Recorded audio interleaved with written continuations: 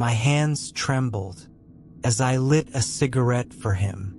I tried to keep my voice calm, tried to smile back. 5 minutes, I told myself. He said he lived just down the road.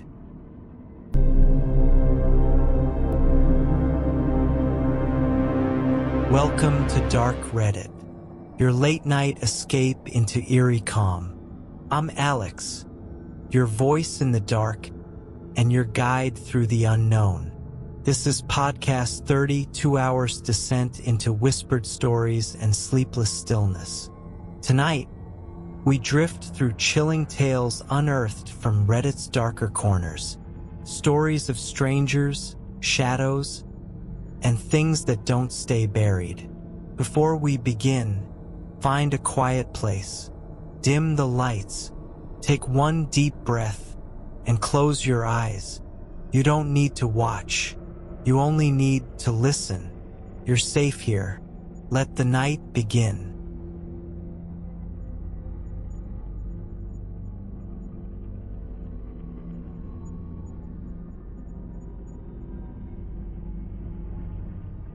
You never expect to find the truly strange things in the places you already feel most alive. This story is about art, adrenaline, and a figure that doesn't quite fit the world as we know it. Graffiti isn't just some teenage rebellion or street-level vandalism. It's how I process the chaos of life. I'm from Birmingham, UK, and most of my nights are spent in dim, forgotten parts of the city where the sound of aerosol can echo off concrete walls. There's beauty in those cracks, and I'm always chasing it. But a few weeks ago, I saw something that's changed how I look at those back alley sanctuaries. Started like any other night. My mate Josh and I had found a new access point to the canals, tucked away behind a half-collapsed car park in East Birmingham. You wouldn't notice it if you weren't looking. An old, rusted ladder hidden behind a pile of disused pallets and shopping trolleys. When we climbed down, we were alone. The air was thick with damp, and the sound of distant traffic was dulled by the high concrete walls lining the canal. This stretch was untouched for the most part. A few old tags here and there, sun-faded and mostly crap. We got to work, layering over the dead pieces, trading cans and sketching quick outlines with headlamps clipped to our hoods. Time warped like it always does when we're in the zone. Then we saw him. He was standing on the opposite side of the water, stone still. At first we panicked, thinking it was a security guard or someone from the council. We grabbed our stuff, but he didn't move, just stood there. Even from across the canal, we could make out how weird his posture was. Feet shoulder-width apart, arms slightly away from his sides, like he was balancing for something. His head tilted just slightly forward, chin tucked, almost like he was listening. I thought maybe he was drunk, or just some old bloke having a weird night, but even that didn't quite fit. Josh called out to him, "Hey, you alright, mate?" But nothing. No blink, no twitch, just the endless stare. We left, not in a frantic run, but with that awkward, jittery walk you do when your gut tells you something's off but you don't want to seem scared. We made it about 500 meters down the path before we relaxed, laughing it off. Probably just some old junkie or a squatter who happened to be equally confused about our presence. The laughter didn't last. We were almost finished, just burning the last of our cans on a massive fill-in piece when I saw something shift in the water behind us. The moonlight barely reached that far under the bridges, but what little there was caught on movement. I turned and froze. It was him, standing ankle-deep in the filthy water, directly in the middle of the canal. He hadn't waded in. There was no splash, no sound of steps or sloshing. He was just there, as if the moment I turned around, he had already been waiting. Same posture, same dead gaze, but now I could see that his clothes were wrong. Not dirty, not wet, just off, outdated, like something from the 80s that had never faded or aged. A dark bomber jacket, heavy wool trousers, and those stiff black shoes with thick soles. Everything about him felt stuck in time. Josh saw him too. We didn't speak. We didn't need to. I dropped my last can into the canal and we took off, retracing our steps back toward the car park like our lives depended on it. My backpack bounced hard against my spine with every stride, the metal cans inside rattling like bones in a box. I didn't look back until we reached the ladder. He hadn't followed, but the feeling that he might be just one blink behind never left. We sat at the edge of the car park, catching our breath in the blue wash of early morning. Neither of us said it aloud, but I think we both knew that wasn't just a creepy bloke. That wasn't normal. We'd seen drug addicts, drunkards, even a guy waving a meat cleaver once in Digbeth. But this wasn't someone out of their mind. It was someone or something not entirely of this world. We did some digging afterward, talked to a few older heads who'd painted that canal stretch years before. One guy told us, half seriously, half like he regretted it the moment he opened his mouth, "Don't mess around near the pump station under the old bridge. That place has been cursed since before we were born. Used to be where they dragged the river for bodies." He didn't say it was haunted. He didn't need to. Josh hasn't gone out bombing since. Says he'll stick to daylight murals and gallery shows. I still paint, but I haven't been back to that canal. Sometimes when I walk past a reflective window or a puddle late at night, I catch myself watching the shadows more than the surface. Watching for the stance, the posture, the stillness. I don't know who or what that man was, but I know this much. He wasn't there to stop us. He was there to watch, and something about that feels infinitely worse.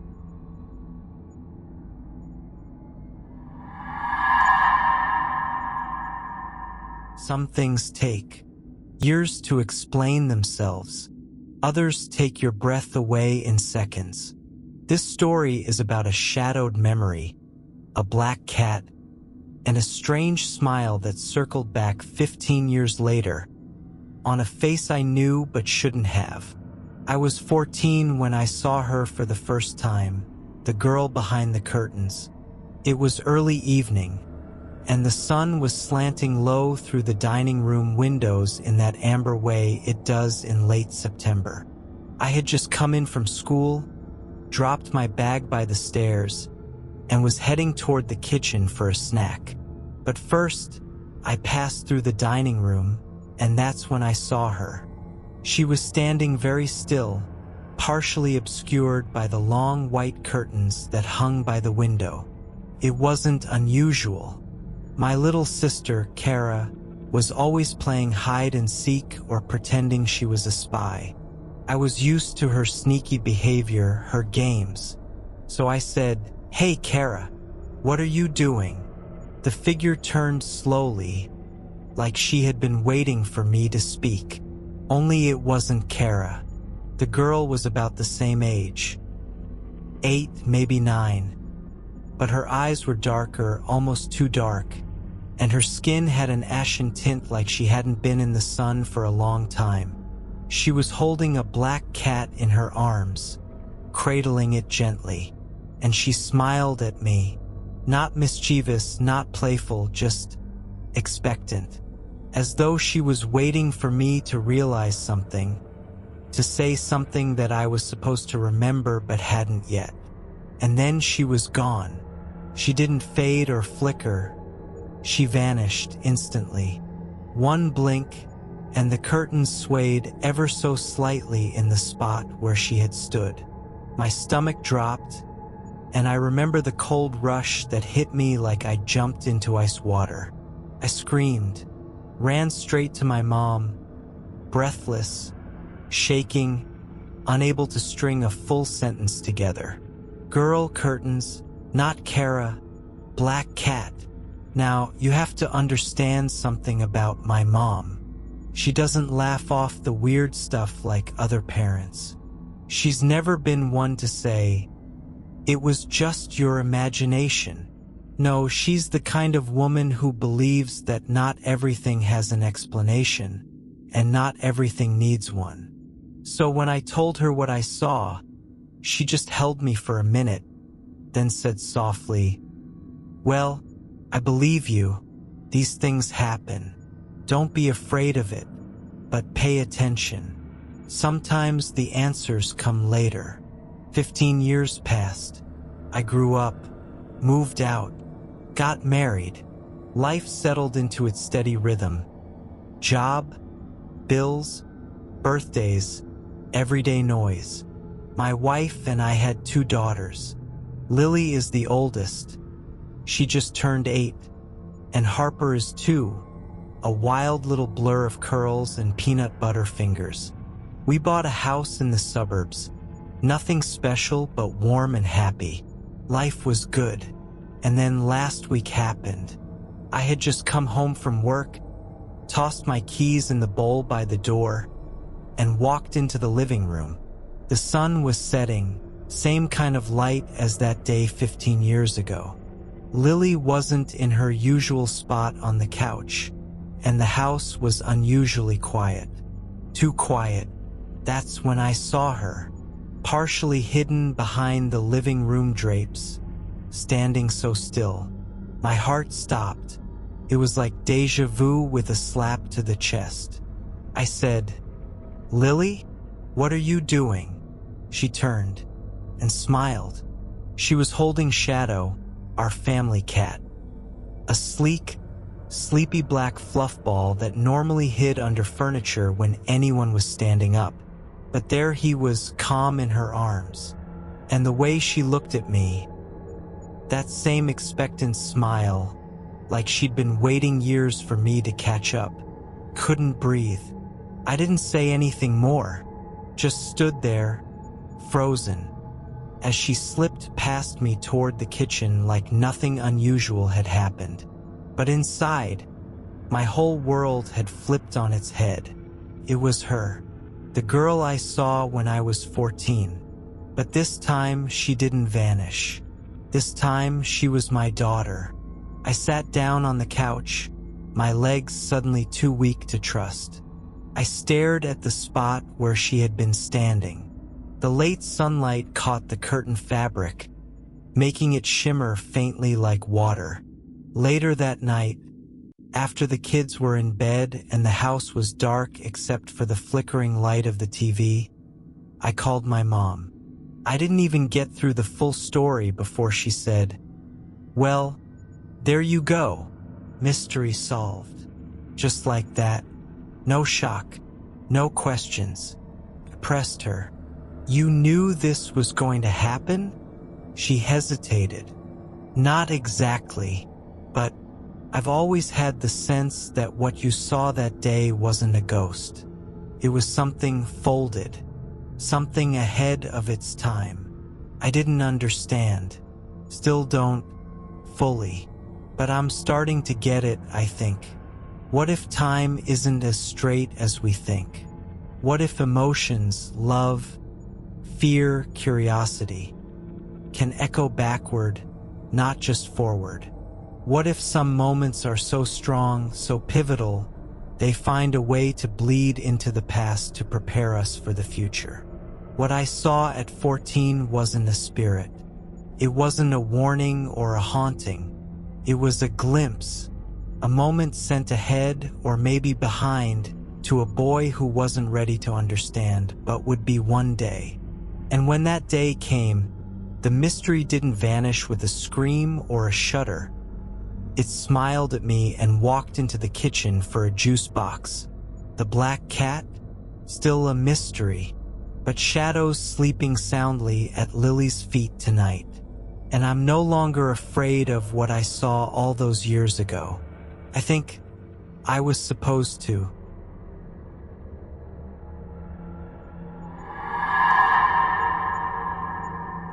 Some things grow, louder in silence, like an old dog's bark, the first and last time you ever hear it. This story is about a quiet night, a locked door, and the beagle that stood between me and something I still don't want to think too hard about. It was one of those rare weekends in high school where I had the entire house to myself. I was maybe 17, not a kid, not quite a man, and I was looking forward to the kind of evening only an introvert could romanticize. Video games, greasy takeout, and zero interruptions. My parents were out of town for a wedding, and my brother was working overnight. The house, tucked in a deteriorating East Coast neighborhood, was mine for the next 12 hours. And honestly, everything started off exactly how I planned. I crushed a couple hours of PlayStation, annihilated a pepperoni pizza, and queued up some old-school Dragon Ball Z episodes on DVD.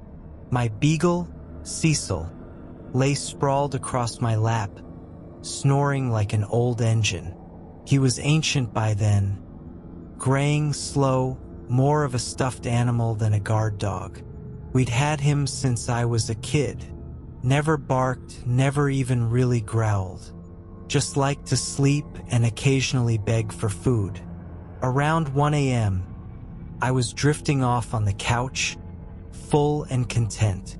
The city outside murmured its usual distant sounds, sirens, the occasional shouting match, a car alarm or two. None of it fazed me. I lived in that noise, grew up with it humming in the background like a broken lullaby. Then I heard a bang, just one from the alley out back. I didn't think much of it. Probably a trash can knocked over or a drunk trying to find a shortcut home. Happens all the time in neighborhoods like mine. Cecil stirred, lifted his head. His ears went rigid. I rubbed his back, half asleep. Relax, buddy. Go back to sleep. Another bang, this time louder. And that's when Cecil did something I'd never seen in all the years he'd lived with us. He launched himself off the couch like a missile, barking and growling like a dog who had never been old or tired a day in his life. His bark didn't even sound right. It was deep, furious, feral. I barely had time to react before he was at the door to the basement, clawing at it, snarling. My blood ran cold, because that basement led to the back of the house. And that rusted old door at the bottom? No one ever used it. It stuck so badly that even with a key, you had to shoulder it open. But someone was on the other side now, and they were trying to open it. No, they were trying to force it open. Bang, bang, bang. Relentless, heavy. It wasn't about breaking in quietly anymore. It was about getting in. I stood up, pulse hammering, and sprinted to my room upstairs. My hands shook as I fumbled under the bed for the old wood baseball bat I kept there. It was heavy, solid, a comfort in my teenage mind. I gripped it tight, my brain racing with adrenaline and stupid bravado. Should I have called the cops? Yes. Did I? No. I was a tough guy back then, or at least I thought I was. I crept back downstairs, bat in hand, my heart thudding so loud I swear I could hear it echo through the house. And there, halfway down the basement stairs, I saw Cecil. He was pacing back and forth at the bottom landing, barking like mad, his tail rigid, his teeth bared. And then a voice, a man's voice, OF*CK. And just like that, the banging stopped. Silence. Cecil barked once more, then went still, staring at the door like he was daring it to move again. I didn't move for a long time. I just stood on the stairs with my bat, watching the old dog guard the basement door like a soldier. I don't remember sitting back down, but I remember staying awake the entire night, not playing games, not watching shows, just sitting in the living room with that bat, listening to every creak, every shadow. When my brother came home just after sunrise, I told him everything. We went downstairs to check it out together. I reached out to pull on the doorknob, and the whole damn thing came off in my hand. The hinges were barely hanging on. One more shove, one more good bang, and that guy would have been inside. We both stood there, stunned. That old, lazy, peaceful beagle had saved my life. People laugh when I tell them. Say stuff like, "Well, yeah, that's what dogs do." But no, not Cecil. Not ever. That dog had never barked in a serious way in his life. He barely moved from the couch most days. It was like something in him woke up in that moment. Like he knew what was about to happen. Like he chose to rise up just once because I needed him to. Years later, when Cecil's time came, it wasn't a surprise. His body was giving up, and his eyes had that faraway look. We took him to the vet. The whole family was there, but I asked for a moment alone with him before the injection. I knelt down, ran my hand over his fur, and whispered, "Thank you for that night, for staying with me until you didn't have to anymore." And I meant it with every fiber of my being. I have a wife now, 2 kids, a job, a home, a life, and I still believe I owe all of it to that old beagle who barked only once, and when it mattered most.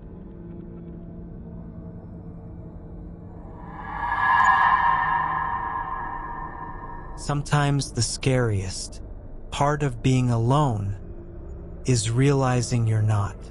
Back in 1992, I was a sophomore in high school with a job most of my classmates wouldn't dream of. While they flipped burgers or bagged groceries, I was knee-deep in demolition dust and old floorboards. I worked under the table, construction, auto mechanics, flooring, you name it. The money was good, and I liked using my hands. Plus, it was all evenings and weekends, which meant it didn't clash with school. One of the guys I worked for flipped old properties, restaurants, bars, houses that had been gutted by time and abandonment. He liked that I didn't complain and could work unsupervised. For one of his projects, he called me up and said he had a big Saturday job out in the sticks. Told me to bring food, water, and a full cooler. There wouldn't be anything nearby. I didn't think much of it. I was 16, tough, hungry for work, and dreaming of saving enough to build my own muscle car from scratch. He picked me up early that morning. I should have paid attention to the drive, but I didn't. We talked about cars, engine builds, body mods. I barely noticed the long stretch of highway, then the 2-lane back roads, and finally the dusty dirt trail that took us deep into the Mojave Desert. Even now, I couldn't tell you where exactly we were. The house looked like it had been swallowed by time. A lonely, single-story ranch-style home sat sun-bleached and slouched beneath the desert sky. No electricity, no water. He handed me an old gallon jug of water from his truck, just in case, and unloaded the tools with me. He said he'd be back around 5 or 6 p.m. to pick me up. I nodded. We had a rhythm. Inside, the house was something out of a forgotten decade, maybe 2. The air was stale and cold despite the dry sun outside. Green shag carpet crunched beneath my boots like old moss. Real tongue and groove pine paneling lined the walls, stained dark and slick like molasses. Every room looked like someone's grandmother had lived there and just disappeared. There were faded curtains, dusty doilies, and a closet full of old stuffed animals that stared with glass eyes. The appliances were avocado green. The wagon wheels on the porch weren't for show. They had rusted where they stood. The place gave me goosebumps before I even picked up a pry bar. But I got to work. That's what I did. Cleared out furniture, gutted the kitchen, ripped up the carpets. I only had my old radio for company, tuned to some fuzzy station playing 70s hits and static. It was a rhythm I knew: rip, cut, toss. I didn't think too much about the quiet, or how the air inside never seemed to warm. By 4 p.m., I was finished. The house was stripped and clean. I ate the last of my sandwiches and drank the final Gatorade from my cooler. The jug of water was nearly empty too. I sat on the front step and waited. Then the sun started to dip. Now, if you've ever spent time in the Mojave, you know that as soon as the sun goes, the temperature plummets. I had a flannel, but it wasn't enough. The radio died just after 8. With no lights, no fire, and no way to call anyone, I sat alone on the front porch, hoping every set of headlights was for me. But none were. Around 9:30, I climbed onto the gatepost for a better view. Every house for miles was dark. Most looked abandoned. No barking dogs. No porch lights. Nothing. The only thing I could hear was the wind and something crunching in the distance. Maybe a coyote. Maybe not. Figured I'd wait it out. Dawn was only, 9 hours away? That's when the weird stuff started. First, it was just a whisper, like the wind was funneling through the chimney wrong. Then I heard a thump from the back of the house. A sharp, sudden sound like something, or someone, had knocked something over. I froze, waited, convinced myself it was just the house settling. Then I saw it. A shadow moving from the kitchen down the hallway. Human height, human shape, no flashlight, no sound. My blood turned to ice. I grabbed my heavy demo pry bar. Big Daddy, I called it, and backed away from the house, heart hammering. Just then, I tripped over a pile of discarded paneling and hit the ground hard. As I scrambled to get up, something shoved me. I swear to God, it felt like 2 hands pushing against my back. I turned, swinging the bar into empty air. Then headlights. 2 glowing beams cut through the dust and lit up the yard. I turned and saw my boss's truck rumbling toward me. I didn't even wait for him to stop. I sprinted to the passenger side and jumped in. He looked at me like I'd lost my mind. "What the hell are you doing on the ground?" I didn't answer. Not right away. He told me there'd been a mix-up. His other crew thought he was picking me up. He thought they were. No one knew I was still out there. I didn't tell my parents where I was. If he hadn't double-checked around 10, I would have been out there all night. Maybe worse. We stopped at a fast food joint on the way back to civilization. I inhaled a burger like it was the first meal I'd ever had. Only once I warmed up and got sugar in my blood did I ask him about the house. Told him about the shadow, the whispers, the push. He just shrugged and said he didn't know anything about it. I worked a lot of creepy houses after that, but I never went back to that one. And after that night, I never went to a work site again without a flashlight, extra batteries, a thermos of coffee, and a backup plan. Because out in the desert, when the sun goes down and the cold sets in, you're not just fighting the dark. You're fighting the things that wait in it.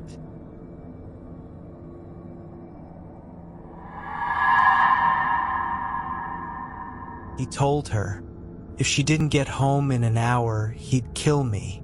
I was 9 years old, standing barefoot under a flickering fluorescent light outside a convenience store, listening to my stepfather scream into a payphone.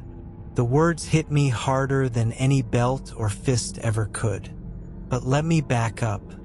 I was born in the early 80s, a surprise to a teenage mom who did the best she could. The early years weren't bad. We lived with my grandparents and my aunt, and I remember laughter and cartoons and my mom humming while folding laundry. I never felt unloved. Then came Joe. He was charming. That's how monsters start, isn't it? All smiles and thoughtful gifts, trips to the zoo, happy meals, flowers for my mom. I liked him. We both did. When he proposed, we said yes like we were saying yes to a better life. For a while, it was better. We moved out into our own place, had our own space, our own family. Then the yelling started. Then the slamming doors. Then the fists. Joe's rage didn't simmer. It detonated. One wrong word, a toy out of place, or even silence could set him off. First, it was my mom he hit, then me, sometimes to punish her, sometimes because I was there. The strange thing was, in between the nightmares, we had the best days. Disneyland-style weekends, ice cream in winter, Christmas mornings that felt like magic. Dr. Jekyll would read me bedtime stories. Mr. Hyde would drag me out of bed by the arm and throw me against a wall. No one believed me. I told teachers. I told neighbors. But I was just a kid, and everyone assumed I missed my grandparents. "You're exaggerating," they'd say. "He seems so nice." Then my mom got pregnant. I was thrilled I was going to be a big brother. And for a little while, things got better. Joe seemed happier, softer. I dared to hope. When my baby brother was born, there was peace. I spent most of my time hiding in my room, reading or watching TV, afraid to breathe too loudly. But that time, it didn't feel like a prison. It felt like a bubble of safety, until the bubble popped. Joe had a toothache one night. He was pacing and snarling in one of his black moods. My baby brother was teething too, crying on and off. My mom was doing her best, but Joe was livid. Every noise grated on him. Every second, his rage built. When she called me to dinner, I moved carefully, tiptoeing down the hall. Maybe I was too slow. Maybe I looked at him the wrong way. Whatever it was, he exploded. He hurled the remote at me, and it cracked into my eye. I dropped like a rock, bleeding, dazed. That was the night my mom finally packed us up and fled. We ran to my grandparents' house, bruised and broken but safe. They took pictures of my face, called the cops. Nothing came of it. Social services visited but left. Joe called every day. Sweet words, apologies, promises, and slowly, my mom let herself believe him. We moved back. I wanted to believe too, but I didn't. I stayed in my room, and I took beatings meant for my brother. Then came the December night that almost killed me. My mom had forgotten to pay the phone bill. She was working a double shift. Joe had to work a third shift at the same plant. He found out the phone was off and snapped. I was asleep when he dragged me out of bed. We drove to the little store up the road. He marched to the payphone, yanked the receiver off, and called my mom at work. I stood beside him in the cold in my Hulk pajamas, heart pounding. "If you're not home in an hour," he said. "I'll kill him."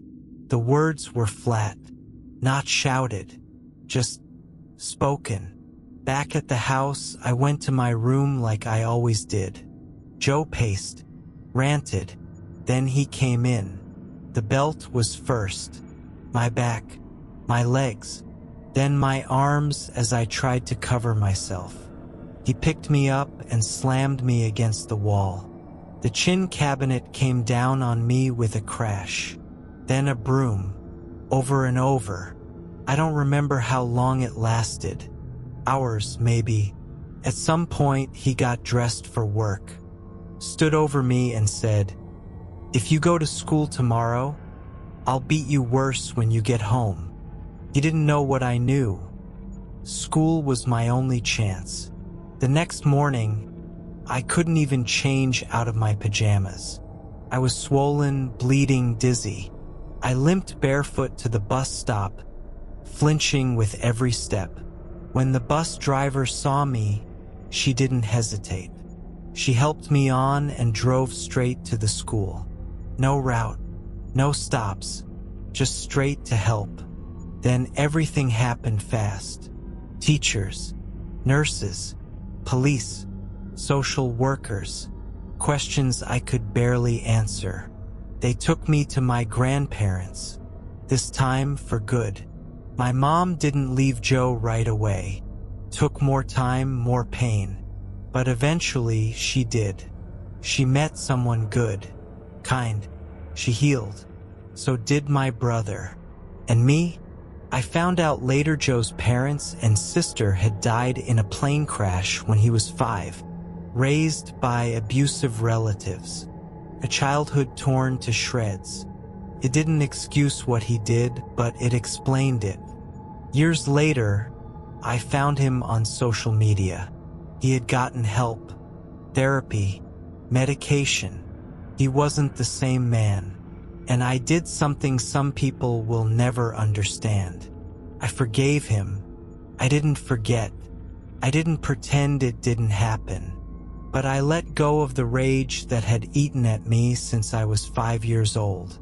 Somehow, I became his strange confidant, the one who helped him rebuild a relationship with the son he nearly destroyed. My brother still struggles to forgive. My mom too. I get it. I don't blame them. But for me, forgiveness gave me peace. It took away the power Joe had over my thoughts, my sleep, my heart. Because monsters aren't born. They're made. And sometimes, if they're lucky, they unmake themselves before it's too late.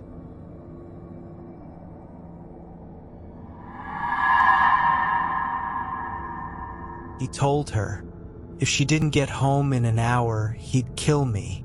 I was 9 years old, standing barefoot under a flickering fluorescent light outside a convenience store, listening to my stepfather scream into a payphone. The words hit me harder than any belt or fist ever could. But let me back up.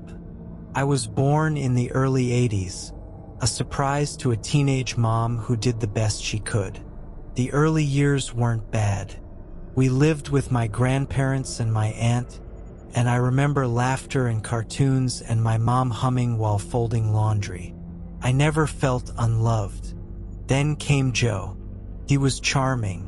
That's how monsters start, isn't it? All smiles and thoughtful gifts, trips to the zoo, happy meals, flowers for my mom. I liked him. We both did. When he proposed, we said yes like we were saying yes to a better life. For a while, it was better. We moved out into our own place, had our own space, our own family. Then the yelling started. Then the slamming doors. Then the fists. Joe's rage didn't simmer. It detonated. One wrong word, a toy out of place, or even silence could set him off. First, it was my mom he hit. Then me. Sometimes to punish her. Sometimes because I was there. The strange thing was, in between the nightmares, we had the best days. Disneyland-style weekends, ice cream in winter, Christmas mornings that felt like magic. Dr. Jekyll would read me bedtime stories. Mr. Hyde would drag me out of bed by the arm and throw me against a wall. No one believed me. I told teachers. I told neighbors. But I was just a kid, and everyone assumed I missed my grandparents. "You're exaggerating," they'd say. "He seems so nice." Then my mom got pregnant. I was thrilled I was going to be a big brother. And for a little while, things got better. Joe seemed happier, softer. I dared to hope. When my baby brother was born, there was peace. I spent most of my time hiding in my room, reading or watching TV, afraid to breathe too loudly. But that time, it didn't feel like a prison. Felt like a bubble of safety, until the bubble popped. Joe had a toothache one night. He was pacing and snarling in one of his black moods. My baby brother was teething too, crying on and off. My mom was doing her best, but Joe was livid. Every noise grated on him. Every second, his rage built.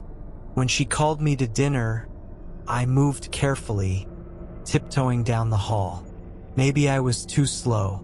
Maybe I looked at him the wrong way. Whatever it was, he exploded.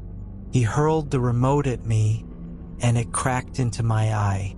I dropped like a rock, bleeding, dazed. That was the night my mom finally packed us up and fled. We ran to my grandparents' house, bruised and broken but safe. They took pictures of my face, called the cops. Nothing came of it. Social services visited but left. Joe called every day. Sweet words, apologies, promises, and slowly, my mom let herself believe him. We moved back. I wanted to believe too, but I didn't. I stayed in my room, and I took beatings meant for my brother. Then came the December night that almost killed me. My mom had forgotten to pay the phone bill. She was working a double shift. Joe had to work a third shift at the same plant. He found out the phone was off and snapped. I was asleep when he dragged me out of bed. We drove to the little store up the road. He marched to the payphone, yanked the receiver off, and called my mom at work.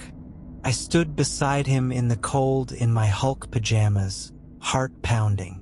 "If you're not home in an hour," he said, "I'll kill him."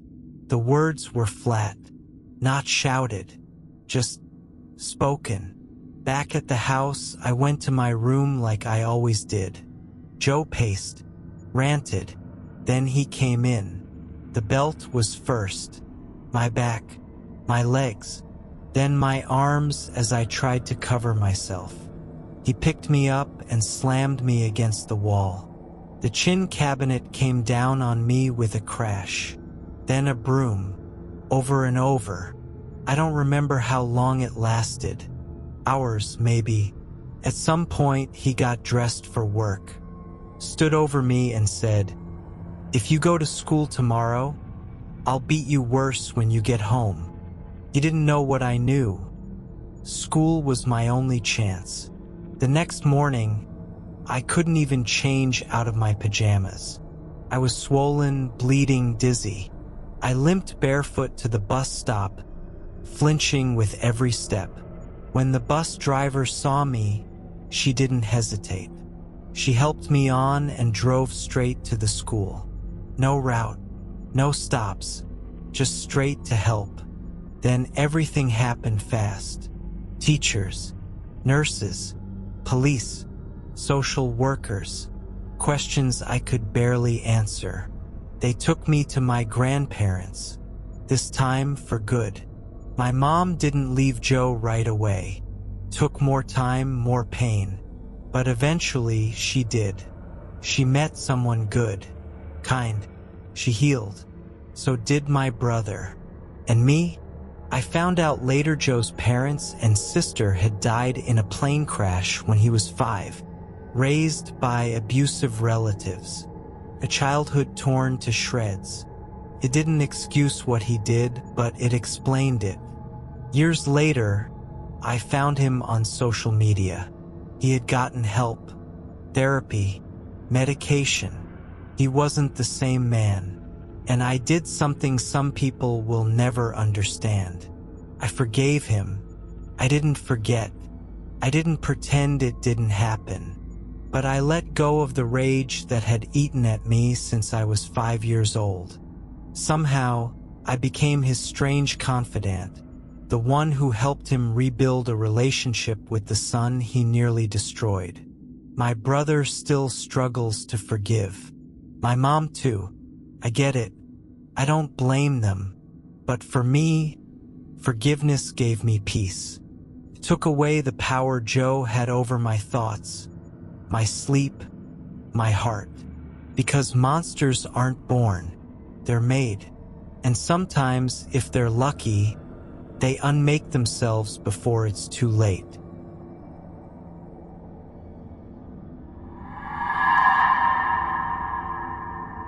It started with a whistle. Not a song, not a scream, just that sharp, eerie note people use to call attention to themselves. At the time, it felt like the devil himself had whistled through the dark.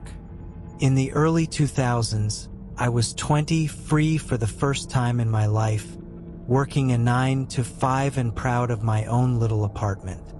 My friend Amanda had asked me to keep her company while she house sat for a family just outside a small town near Sacramento.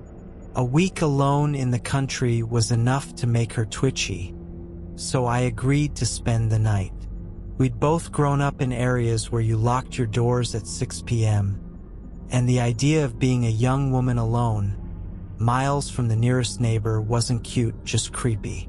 It was about 9:30 p.m. when we pulled up the gravel drive, our headlights bouncing off the barn and flicking across empty fields.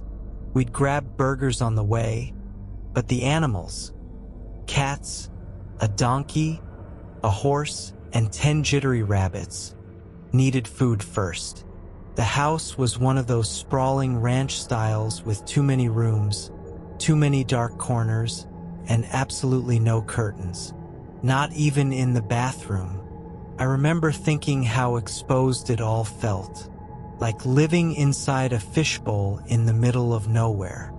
We fed the animals, locked the barn, and retreated into the house with our leftovers. Amanda didn't like sleeping in the owner's beds, some personal boundary thing, so she'd been camping out in one of the massive recliners and offered me the couch. But I took the other recliner, tucked under a blanket, full and tired, and for a little while things felt normal, safe, until the floodlights snapped on. Neither of us spoke at first. The bright beams cut across the living room, and I remember how they threw our shadows across the floor, twisted and surreal.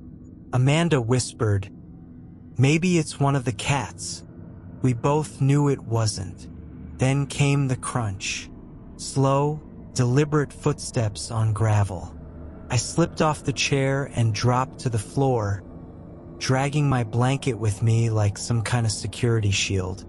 Amanda followed, and we laid flat on our stomachs in the dark, holding our breath.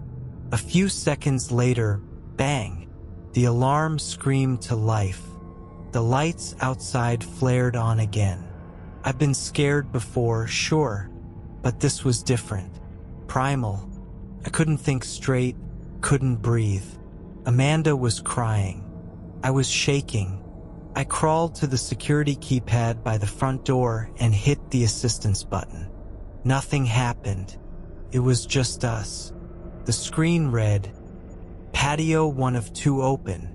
There were 2 patios, one in the kitchen and one in the daycare wing.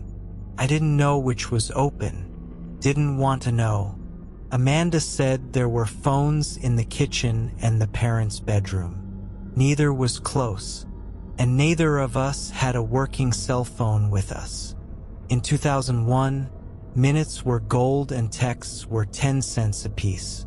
This wasn't the kind of world where help was a pocket away. We chose the bedroom. The room was dark. Too dark. Amanda flipped on a light and we both flinched, waiting for something to crash through the window.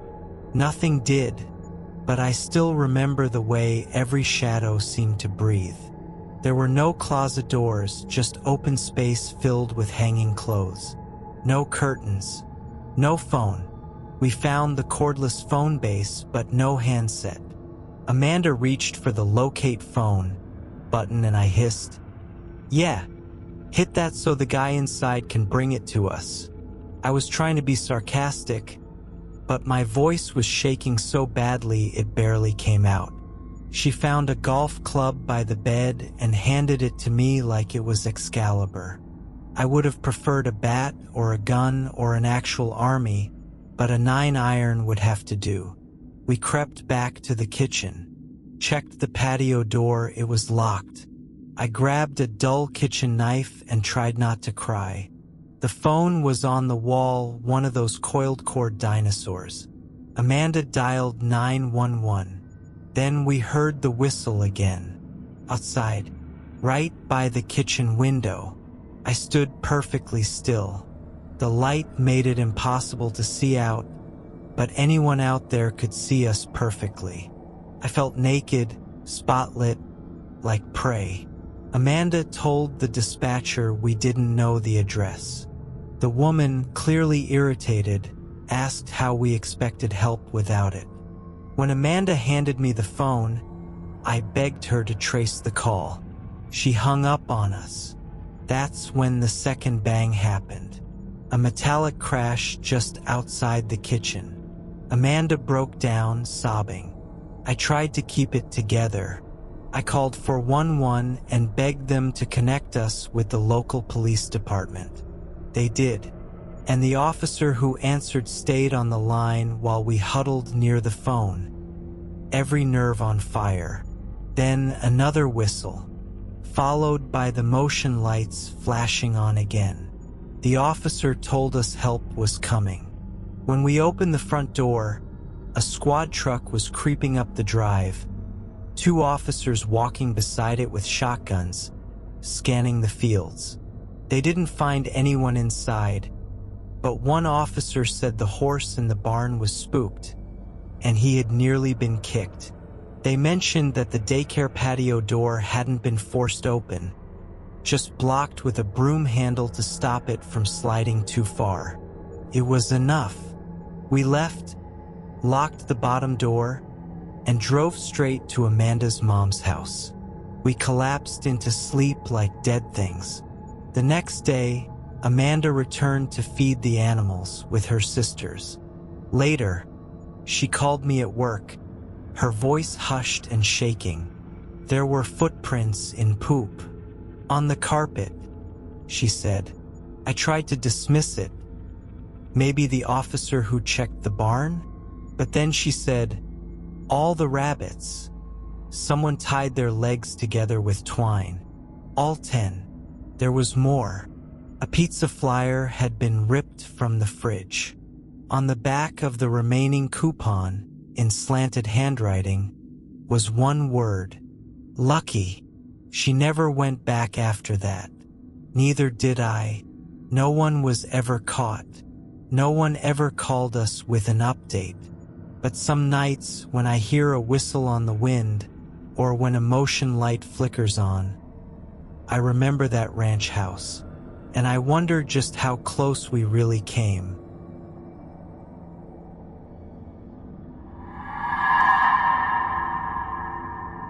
It was supposed to be a small act of kindness, 5-minute ride, a moment of bravery, but the look in his eyes told me I just made a terrible mistake.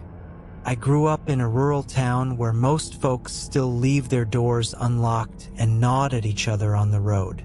You know the kind, cornfields for miles, rusty tractors parked permanently in front yards, and the only drama coming from the high school football team or someone's cousin getting too drunk at the VFW. I'm 25 now, a mom of 2, and I work part-time while finishing school. Last Friday was one of those rare, perfect spring afternoons. Sun glowing low, windows down, music turned up just loud enough to drown out my to-do list. I had about an hour to kill before picking up the kids, so I took the long way through the back roads I'd driven since high school.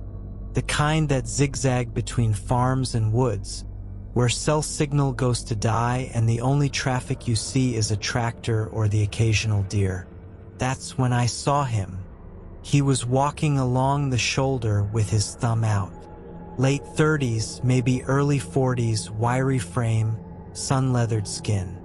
He wore a faded camo jacket, held a fishing pole, and had a beat-up backpack slung over one shoulder.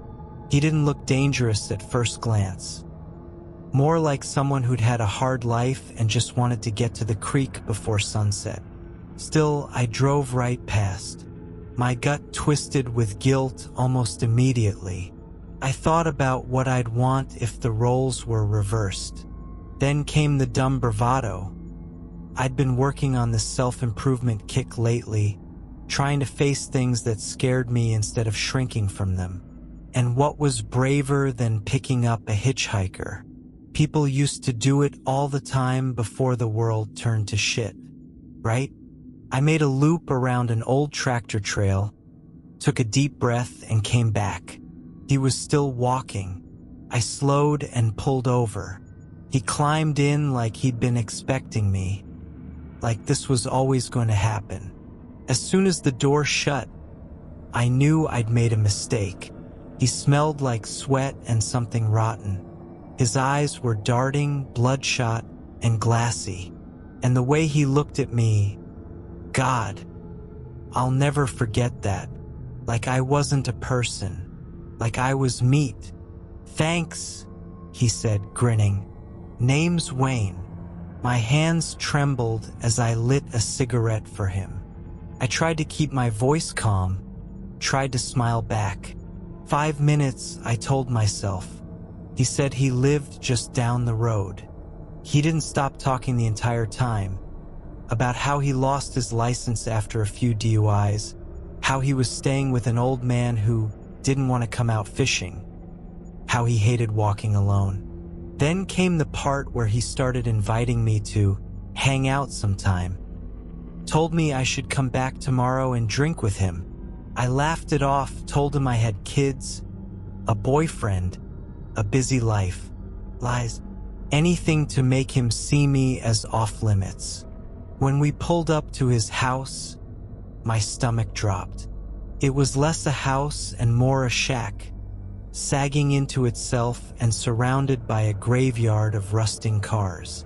Blue tarps flapped in the breeze. Empty beer cans glittered in the weeds.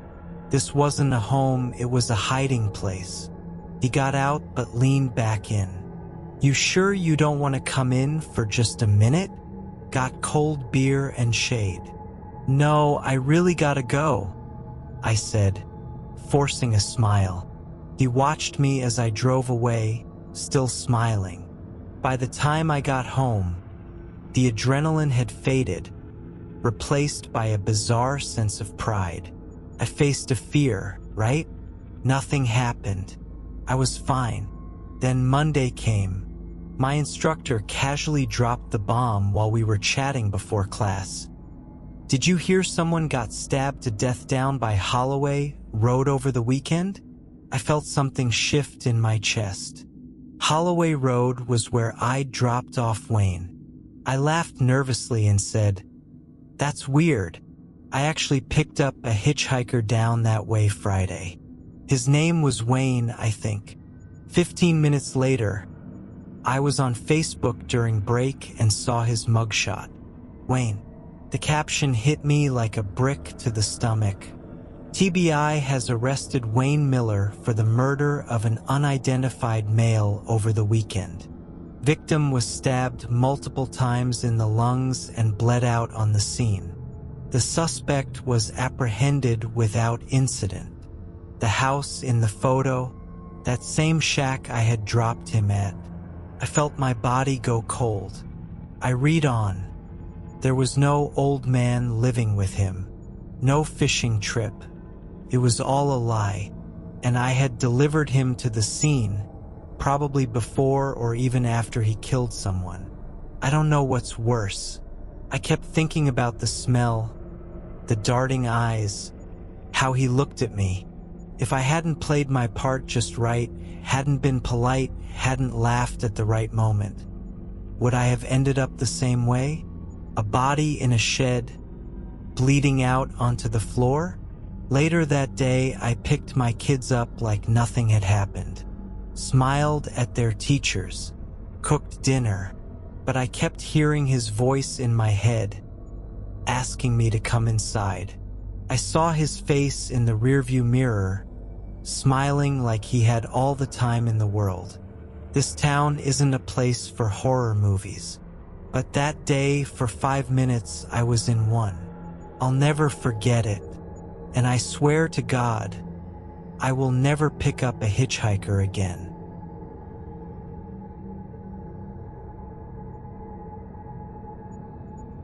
You've made it through the hour. The stories are over now, and the night is quiet again.